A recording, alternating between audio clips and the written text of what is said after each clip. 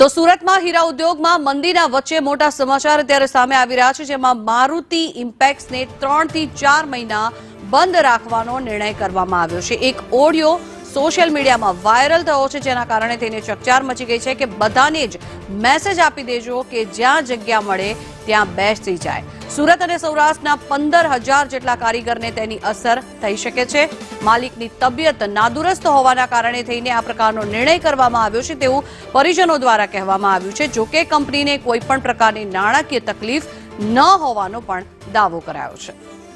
વધુ માહિતી મેળવીએ, સંવાદદાતા મનીષ પરમાર જોડાયા છે આપણી સાથે। મનીષ, એવું કહેવામાં આવી રહ્યું છે કારીગરોને કે જ્યાં જગ્યા મળે ત્યાં બેસી જજો, એટલે ઇનડાયરેક્ટલી એ લોકોને એવું કહેવામાં આવે છે કે કંપની તમને છૂટા કરી રહી છે, પરંતુ કોઈ નાણાકીય તકલીફ નથી એવો પણ દાવો કરવામાં આવી રહ્યો છે। શું છે વિગત, જ્યારે વેપારી જે છે તે બીમાર હોવાની વાત પણ કરવામાં આવી રહી છે, હકીકત શું છે?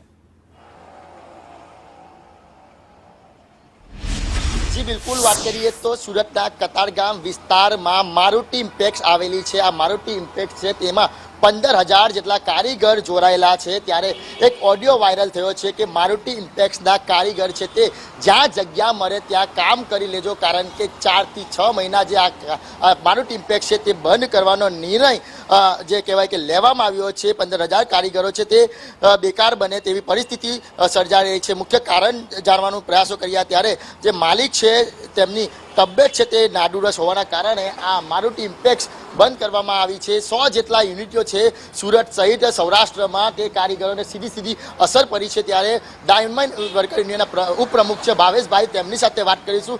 ભાવેશભાઈ, સીધી અસર દેખાઈ રહી છે, શું કારણથી આ કંપની બંધ કરવામાં આવી છે?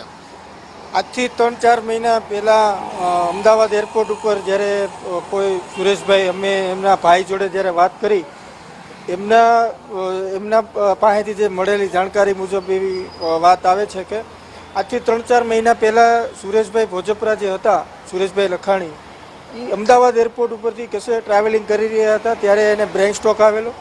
બ્રેઇન સ્ટ્રોકના કારણે જે એનું અંગ છે એ પેરાલિસિસ થઈ ગયેલું। હાલ એ બોમ્બેની અંદર સારવાર લઈ રહ્યા છે। મેજર જે કંપનીના નિર્ણયો, આર્થિક નિર્ણયો લેવાના હોય એ સુરેશભાઈ ભોજપરા સિવાય કોઈ લઈ શકે એવા પાવર કોઈ પાસે નહોતા, કારણ કે 10 કરતાં વધારે કન્ટ્રીઓમાં એની ઓફિસ છે।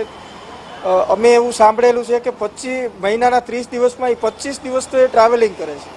તો મેજર જે ડિસિઝનો હોય એ ડિસિઝનો સુરેશભાઈ ભોજપરા લેતા, તો આ ડિસિઝનો કોઈ નહીં લઈ શકવાના કારણે અને સુરેશભાઈ અત્યારે એનું મેડિકલ સારવાર ચાલી રહી છે, તો એના કારણે આ મેનેજમેન્ટે એવો નિર્ણય કર્યો છે કે જે આર્થિક જે નિર્ણયો મોટા લેવાના હોય સુરેશભાઈ જ લઈ શકશે, તો એના કારણે કંપની અમે બંધ કરીએ છીએ।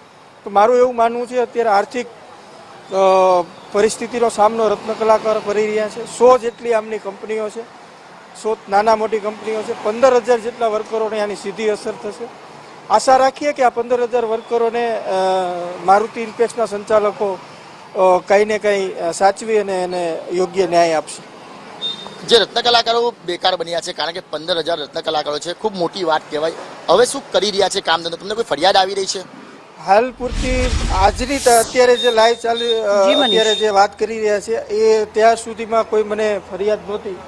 દિવાળી પહેલા જે 2-3 બિલકુલ, તો જે રીતના એક બાજુ હીરા ઉદ્યોગમાં ભયંકર મંદી ચાલી રહી છે, એમાં પણ મારુતિ ઇમ્પેક્સના જે માલિક છે સુરેશભાઈ ભોજપરા, તેમની તબિયત નાદુરસ્ત બનતા 100 જેટલી ફેક્ટરીઓ છે તે બંધ કરવાનો વારો આવ્યો છે અને તેમાં 15,000 કારીગરોને સીધી અસર પડી રહી છે। એટલે સીધું કહેવાય કે રત્ન કલાકારો પર પડ્યા પર પાટું જેવી સ્થિતિ સર્જાઈ રહી છે અને અનેક રત્ન કલાકારો બેકાર બન્યા છે।